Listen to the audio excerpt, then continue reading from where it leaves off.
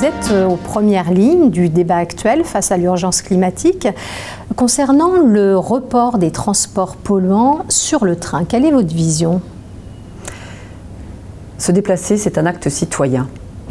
Il faut choisir son mode de déplacement parce que ça a un impact considérable aujourd'hui sur le climat. On sait très bien que les transports concentrent 30% des gaz à effet de serre. Le train, lui, ne concentre que 1% des émissions de dioxyde de carbone. Donc, ça veut dire que lorsque vous prenez le train, vous êtes délibérément dans une action qui va contribuer à la neutralité carbone.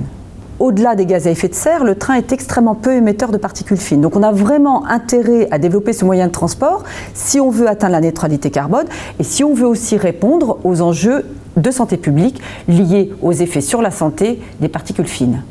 La France, comme l'Union européenne, ont défini des objectifs de neutralité carbone à 2050.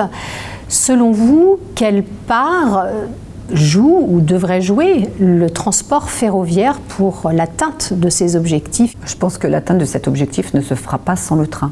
Parce que le train a un pouvoir d'emport extrêmement important. Autrement dit, aujourd'hui, on peut tout à fait imaginer que les 10% des personnes et des marchandises transportées puissent devenir un 20% demain. Si on considère l'objectif de neutralité carbone, on peut dire que le train est un moyen de transport écologique puisqu'il utilise le mix énergétique français peu émetteur de gaz à effet de serre. Il faut quand même considérer que 20% restants s'appuient encore sur des énergies polluantes telles que le diesel. Donc, notre cheval de bataille au sein du groupe SNCF, c'est d'utiliser les énergies alternatives telles que l'hydrogène.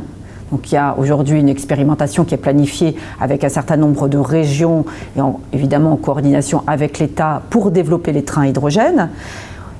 Il faut également expérimenter les agrocarburants. Donc nous sommes en train de travailler sur, par exemple, l'usage du colza.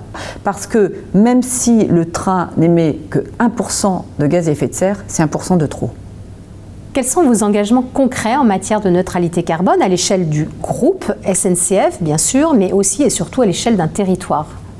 Alors je voudrais vous citer notre raison d'être, apporter à chacun la liberté de se déplacer facilement en préservant la planète.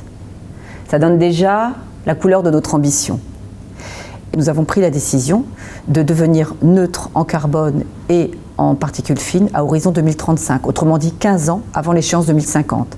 Et derrière cela, nous avons un engagement à devenir le leader de la transition écologique et solidaire avec les territoires. Nous voulons devenir l'entreprise exemplaire en matière de transport bas carbone.